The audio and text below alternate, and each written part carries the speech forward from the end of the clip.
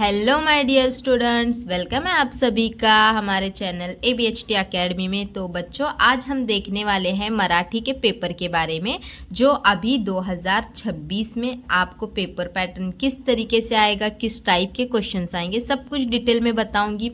बहुत सारे हमारे जो बच्चे हैं वो टेंशन लिए हुए हैं कि क्या आएगा मराठी में, कैसे होगा पेपर। तो इस सभी टेंशन जो है आपकी इस वीडियो को देखने के बाद अभी ये टेंशन जाने वाली है। भले ही आपके पास आज का एक दिन है, लेकिन फुल तैयारी होगी मराठी की, बिल्कुल भी टेंशन लेना नहीं है। मैं जो जो बताने वाली हूँ इस वीडियो में ध्यान से देखना एंड तक, और इन सभी क्वेश्चंस को, इसी टाइप्स के जो क्वेश्चन आएंगे वो करके लेना है आपको। तो चलो मैं यहाँ पे समझाती हूँ आपको पेपर में आपको क्या क्या होता है, कैसे कैसे करना है। तो देखो बच्चों, यहाँ पे अगर हम बात करेंगे तो सबसे पहले यहाँ पे होता है आपको विभाग 1। तो विभाग 1 के अंदर हम देखेंगे तो बच्चों विभाग 1 जो होता है वो होता है गद्य का। तो यहाँ पे देखो, गद्य में आपको कुल अंक यानी कि कुल मार्क्स जो होते हैं वो कितने होते हैं, 20 मार्क्स।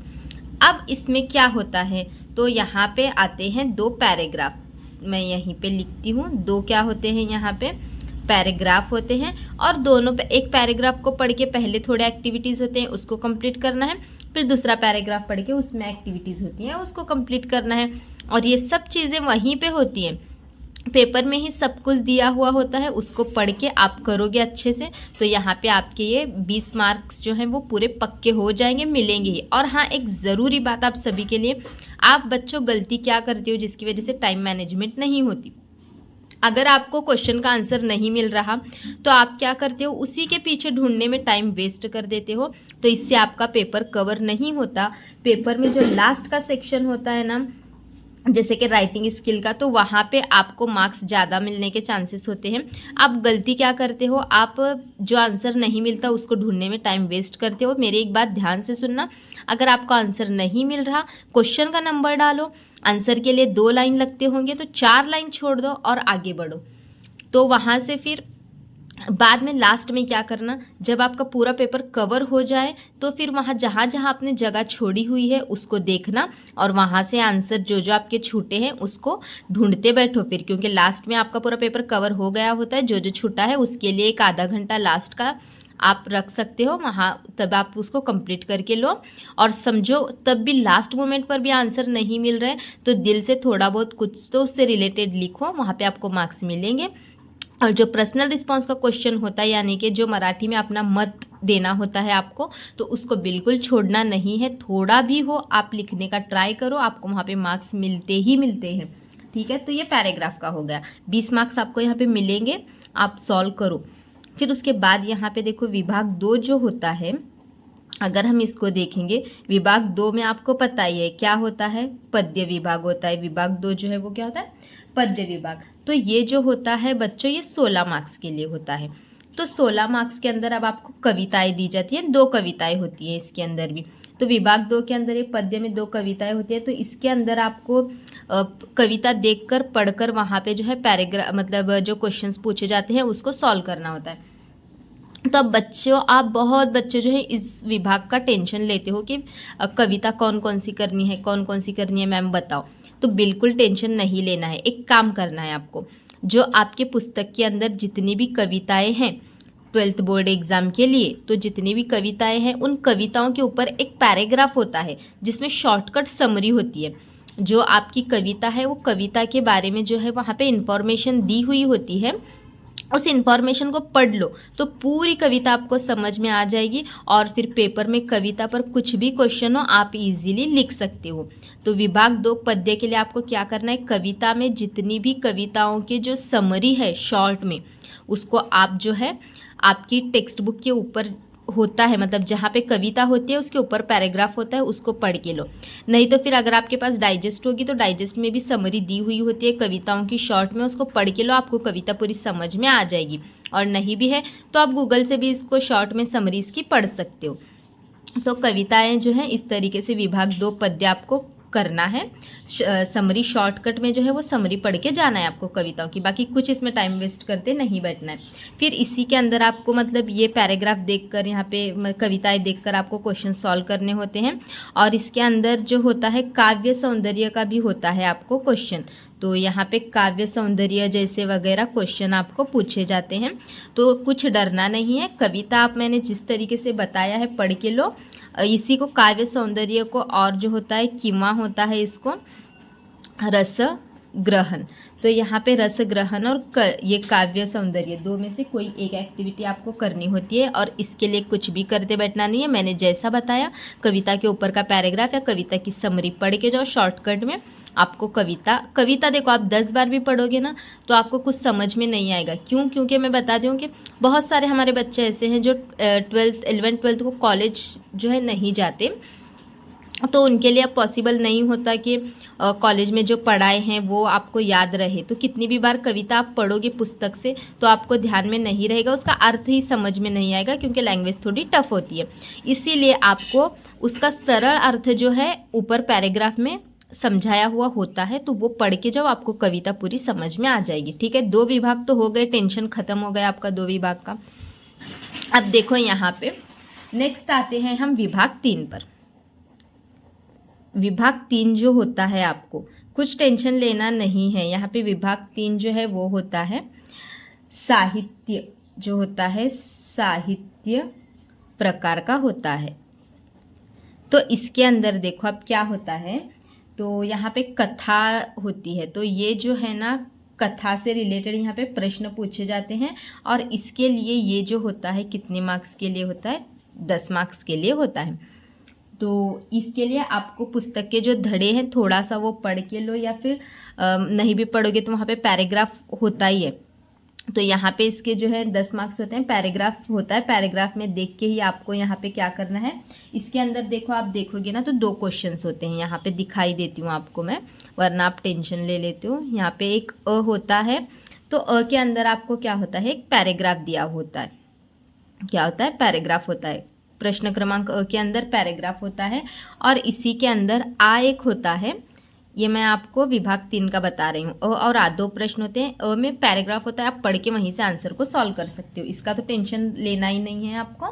और फिर उसके बाद देखो यहाँ पे नेक्स्ट क्वेश्चन में आपको होता है कोणतेही 2 कृती करा। तो यहाँ पे आपको दिया हुआ होता है कोणत्याही 2 कृती सोडवा।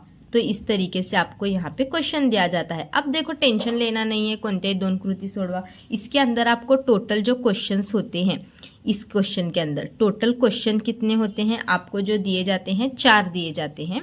और इसमें से मतलब आपको सॉल्व कितने करना होता है, आपको यहाँ पे सॉल्व जो करने होते हैं वो कितने करने होते हैं? 2 सॉल्व करने होते हैं। एक क्वेश्चन नंबर 4 नहीं लिखा, टोटल क्वेश्चन का नंबर लिखा है। क्वेश्चन कितने दिए होते हैं? 4 दिए होते हैं, और सॉल्व कितने करने हैं आपको उसमें से 2। तो ये भी इजी ही होता है। तो यहाँ पे आपको ये जो है वो 6 मार्क्स के लिए आता है। तो 3-3 मार्क्स के लिए एक क्वेश्चन होता है। 3 मार्क्स मतलब कम से कम 6 से 7 लाइन लिखो। एक क्वेश्चन के लिए 6 से 7 लाइन लिखो। 4 में से कोई 2 ही क्वेश्चन सॉल्व करने होते हैं। इजीली आप सॉल्व कर सकते हो। थोड़ा सा जो लेसन्स है एक बार नज़र घुमा के लो, आज अगर टाइम है तो पढ़ के जो थोड़ा सा आप इसको इजीली सॉल्व कर सकते हो गया। इसका भी टेंशन ख़त्म हो गया, कुछ भी नहीं है इसमें भी ज़्यादा। सिर्फ 6 मार्क्स के लिए आपको थोड़ा सा लेसन्स पढ़ना होगा, थोड़ा सा सिर्फ एक बार समरी पढ़ के लोगे तो भी आपका अच्छे से हो जाएगा। फिर अब देखो ये तो हमारा हो गया। अब बच्चे जो हैं बहुत टेंशन लेते हैं वो विभाग 4 का और 5 का, तो उसमें से भी बताती हूँ आपको क्या क्या करना है। देखो यहाँ पे विभाग 4 अगर देखेंगे उपयोजित मराठी, तो टोटल होता है ये 14 मार्क्स के लिए। और बहुत टेंशन लेते हो आप इसका, तो बिल्कुल टेंशन नहीं लेना है। मैं जो क्वेश्चंस जिस टाइप से बता रही हूँ उतने करके जाना है आपको। तो यहाँ पे देखो प्रश्न कृति क्रमांक 4 होता है, इसके अंदर अ आ इस तरीके से 2 प्रश्न होते हैं। अ के अंदर यहाँ पे क्या दिया जाता है? खालीलपैकी कोणत्याही 2 कृती सोडवा। 4 मार्क्स के लिए होता है। तो 4 मार्क्स के लिए होता है, तो यहाँ पे देखो इसके अंदर 4 क्वेश्चंस पूछे जाते हैं। तो इसमें से कोणते ही 2 आपको यहाँ पे कोई भी सॉल्व करने हैं, यानी कि एक क्वेश्चन 2 मार्क्स के लिए होगा। इसमें से देखो क्या करना है आपको?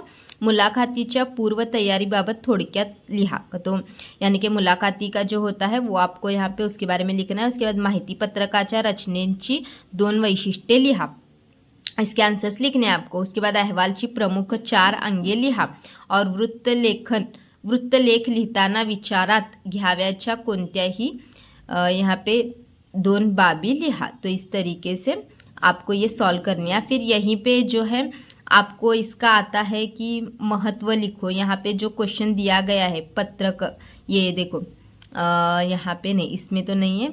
या फिर आपको देखो कोई क्वेश्चन ऐसे भी आता है जो मतलब पत्रकाचे स्वरूप, उसके पत्र का जो होता है ना, पत्रकाचे स्वरूप वगैरह का भी पूछा जाता है, या फिर उसका महत्व नीचे थोड़ा दिखाती हूँ। चलो आपको दिखाने के बाद ही समझ में आ जाएगा। यहाँ पे देखो खालीलपैकी कोणत्याही 2 कृती सोडवा। तो ये ऊपर का तो हो गया, ये जो है वो 10 मार्क्स के लिए होता है। तो इसके अंदर आपको देखो यहाँ पे आपको थोड़ा थोड़ा यहाँ पे नीचे पॉइंट दिए जाते हैं, वो देख के आपको लिखना होता है। मैंने यहाँ पे पॉइंट्स नहीं लिखे, लेकिन आपको पेपर में पॉइंट्स होते हैं। तो देखो यहाँ पे खालील मुद्द्यांच्या आधारे मुलाखत घेत असताना कोणती काळजी घेतली पाहिजे ते स्पष्ट करा। तो यहाँ पे आपको कुछ पॉइंट्स दिए जाते हैं, उसी को देख के आपको दिल से लिखना है। बहुत ईजी होता है, टेंशन लेना नहीं है बिल्कुल भी। तो यहाँ पे भी कोई 2 सॉल्व करने के लिए बोला गया है, इसका मतलब आपको एक क्वेश्चन के लिए 5 मार्क्स हैं। कम से कम 10 से 12 लाइन्स लिखो। फिर यहाँ पे या फिर कभी कभी यहाँ पे देखो समारोप स्पष्ट करा, ऐसे भी क्वेश्चन आता है समारोप के बारे में। तो जितने क्वेश्चंस मैं बता रही हूँ उतने करके जाओ, वो भी सफिशियंट होगा। फिर उसके बाद देखो यहाँ पे खालील मुद्द्यांच्या आधारे माहिती पत्रकाचे स्वरूप लिहा। या फिर कभी कभी आपको माहिती पत्रकाचे महत्व भी पूछा जाता है, तो ये भी करना है। उसके बाद देखो यहाँ पे ये भी करना है आपको, खालील मुद्द्यांच्या आधारे पत्रकाचे स्वरूप लिहा। पत्रकाचे स्वरूप लिखने के लिए कभी आता है, या फिर कभी कभी इसका महत्व स्पष्ट करने के लिए आता है। तो ये करना है। ये जो ऊपर मैंने आपको बताया था उसी टाइप से है, मतलब क्वेश्चन ऊपर भी एक आया था मैंने आपको बताया, तो उसी टाइप से यहाँ पे मैंने आपको बताया था उसके अंदर के यहाँ ये माहिती पत्रिकेची रचना थी, वहाँ पे इसका महत्व है। फिर उसके बाद देखो यहाँ पे नेक्स्ट, खालील मुद्द्यांच्या आधारे वृत्तलेखनाच्या विषयाचा स्तोत्र विषय माहिती लिहा। या फिर इस यहाँ पे भाषेची वैशिष्ट्य लिहा, ऐसे भी आता है। तो जितने क्वेश्चंस मैंने इस पेज पे अभी बताए हैं उतने सारे क्वेश्चंस करके जाओ, आपको इस सेक्शन के 14 मार्क्स मिल जाएंगे। अब और आपको समझो एक आधा क्वेश्चन कुछ अलग आ रहा है, थोड़ा सा नहीं भी उस मतलब आपको समझ में आ रहा, तो इसमें से आप क्वेश्चंस करके गए हुए होते हो, तो कुछ क्वेश्चन थोड़ा बहुत चेंज भी होके आया, तो जो याद करके अभी इसमें से याद करके जाओगे आप, तो उससे रिलेटेड थोड़ा बहुत तो लिखो, आपको मार्क्स मिलेंगे। लेकिन क्वेश्चन को खाली मत छोड़ो। ओके, तो ये तो हो गया विभाग 4। अब चलो नेक्स्ट पेज पे, हो गया ना टेंशन खत्म। तो यहाँ पे विभाग 4 का भी खत्म हो गया। विभाग 5 लास्ट है, व्याकरण होता है इसके अंदर, और ये व्याकरण भी होता है और लेखन भी होता है। तो ये जो है टोटल 20 मार्क्स के लिए ज़्यादा मार्क्स का सेक्शन है, और बच्चे इसी को छोड़ देते हैं, इसीलिए लैंग्वेजेस में मार्क्स कम आते हैं। तो इसको छोड़ना नहीं है। यहाँ पे देखो ग्रामर में क्या क्या करना है मैं आपको बताती हूँ। एक मार्क्स के लिए, एक मार्क के लिए सब। तो यहाँ पे देखो सूचनेनुसार कृति सोडवा, टोटल ग्रामर जो है वो 10 मार्क्स के लिए आएगा आपको। तो इसके अंदर क्या क्या करना है, एक क्वेश्चन दिया जाता है योग्य पर्याय निवड़ा, वहाँ पे 4 ऑप्शन होते हैं, उसमें से चुनना होता है। वहाँ पे आप क्वेश्चन कुछ भी आ सकता है, इसमें से वहाँ पे पर्याय होता है, आप इजीली कर सकते हो इसको। फिर उसके बाद देखो नकारार्थी वाक्य करा, यानी कि नेगेटिव वाक्य तैयार करना होता है आपको। जो पॉजिटिव वाक्य दिया जाता है उसको नेगेटिव में बनाना होता है, ईजी होता है। उसके बाद समास ओळखा, ये भी ग्रामर करके जाओ। वाक्य प्रयोग ओळखा, यानी कि सेंटेंस दिया जाता है और वहाँ पे आपको पहचानने के लिए बोला जाता है, इस टाइप का भी ग्रामर करके जाओ। अलंकार का ग्रामर करो, उपमान का ये भी ग्रामर करो। उसके बाद वाक्य प्रचार का ग्रामर करो, और भावे प्रयोग असलेले वाक्य, ये जो मैंने यहाँ पे ग्रामर बताया इतना करना है आपको। वाक्य प्रचार में क्या होता है, आपको कोई वाक्य वहाँ पे दिया जाता है, तो वहाँ पे आपको वो जो वाक्य प्रचार मतलब कोई जिस तरह यहाँ पे अगर हम देखें हिंदी में, जैसे मैंने बताया था किसी का हिंदी होगा तो मुहावरे जैसे बताया था, उसको वाक्य में प्रयोग करो। यानी कि वहाँ पे जो दिया जाता है उसको अपने वाक्य में वाक्य प्रचार आपको करना होता है, तो ये आप करो। फिर उसके बाद भावे प्रयोग असलेले वाक्य करना, ये भी ग्रामर करना है आपको। और उसके बाद वाक्य प्रचार अर्थ ओळखा, देखो कितने हैं वाक्य प्रचार के, वाक्य प्रयोग ओळखा, वाक्य प्रचार, यहाँ पे वाक्य प्रचार करने के लिए बोला जाए, तो इसके अंदर वाक्य प्रचार अर्थ ओळखा, यहाँ पे उसका मतलब पहचान के लिखना होता है। तो सभी के लिए एक मार्क ही है, 10 मार्क इस तरीके से आपको आते हैं। तो उसके बाद लास्ट में देखो निबंध लेखन जो होता है, ये जो है 10 मार्क्स के लिए है, मतलब बहुत ज़्यादा लिखना है 10 मार्क्स के लिए। इसका मतलब आपको कम से कम कितने पेजेस लिखने हैं, 2 पेजेस लिखना है, 2 पेजेस लिखो। आपको फुल यहाँ पे एटलीस्ट 10 में के 8-9 तो मार्क्स मिलेंगे 2 पेजेस आप लिखोगे तो। और निबंध लेखन में आपको यहाँ पे टॉपिक दिए जाते हैं 1, 2, 3 इस तरीके से टॉपिक यहाँ पे 3-4 टॉपिक दिए जाते हैं, कोई एक विषय पे आपको वहाँ पे लिखना होता है। तो निबंध लेखन लिखो। और सबसे इम्पॉर्टेंट बात, निबंध लेखन के अंदर जो निबंध लिख रहे हो उसकी हेडिंग डालो, क्योंकि हेडिंग के लिए 1 मार्क होता है। आप हेडिंग नहीं डालोगे तो इम्प्रेशन आपका बैड पड़ेगा, इसीलिए निबंध लेखन में सबसे पहले हेडिंग डालो, फिर निबंध लेखन लिखना स्टार्ट करो। जो टॉपिक पे लिख रहे हो उसकी हेडिंग डाल के फिर निबंध लिखना स्टार्ट करो, और 2 पेजेस का तो लिखो कम से कम, ठीक है। समझ में आ गया होगा, टेंशन कुछ भी नहीं लेना है, ईजी आएगा पेपर। आप अच्छे से तैयारी करके जाओ, जितना मैंने बताया है उतना, बहुत इजी जाएगा पेपर। और कुछ डाउट होगा आपको तो पूछो, और नेक्स्ट वीडियो के लिए कमेंट करो।